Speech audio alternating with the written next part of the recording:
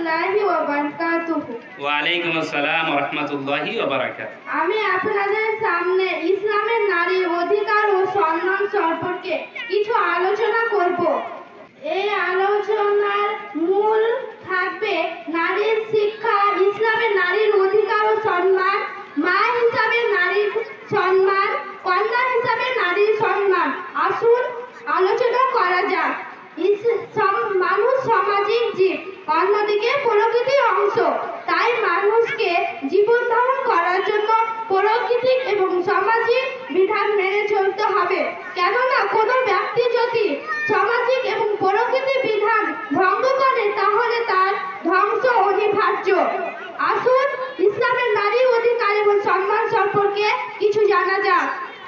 সুবহানাল্লাহ সুবহানাল্লাহ।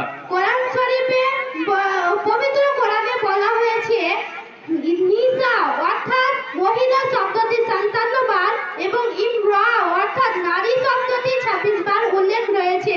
আল্লাহু আকবার। এবং নিসা নামে একটি পুরো গোটা সূরা কোরআন শরীফে উল্লেখ রয়েছে।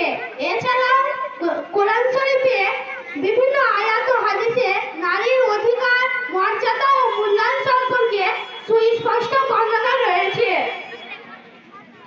ইসলাম নারীদের ন্যায্য অধিকার নিশ্চিত করেছে, দিয়েছে নারীর জান মাল, নিরাপত্তা ও সর্বোচ্চ সম্মান। আল্লাহু আকবার, মাশাআল্লাহ।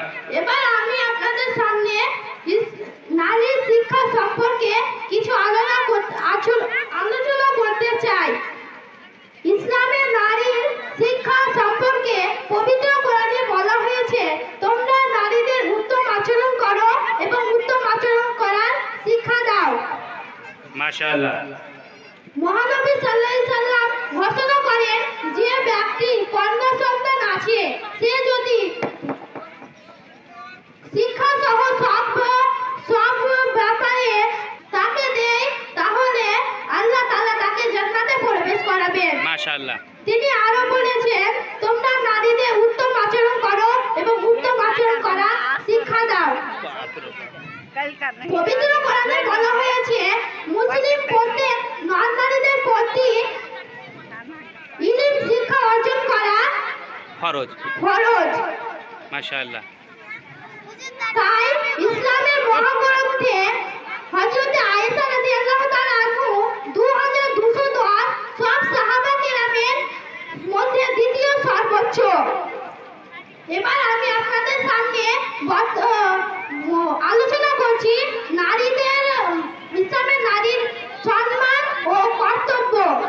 মহানবী সাল্লাল্লাহু আলাইহি সাল্লাম বলেছেন, মায়ের পদতলে সন্তানের বেহেশত। আবু হুরায়রা থেকে বর্ণিত, হুজুর আলাইহিস সালামকে জিজ্ঞেস করলেন, আমার সবচেয়ে সৎ ব্যবহার করার অধিকারী কে? মুহাম্মদ সাল্লাল্লাহু আলাইহি সাল্লাম জবাব দিলেন, তোমার মা। তিনি আবারও জিজ্ঞেস করলেন, আমার সবচেয়ে সৎ ব্যবহার পাওয়ার অধিকার কে? তিনি বললেন, আমার মা। তিনি দ্বিতীয়বার জিজ্ঞেস করলেন, আমার সবচেয়ে সৎ ব্যবহার পাওয়ার অধিকারী কে? তিনি বললেন, তোমার মা। মাশাআল্লাহ।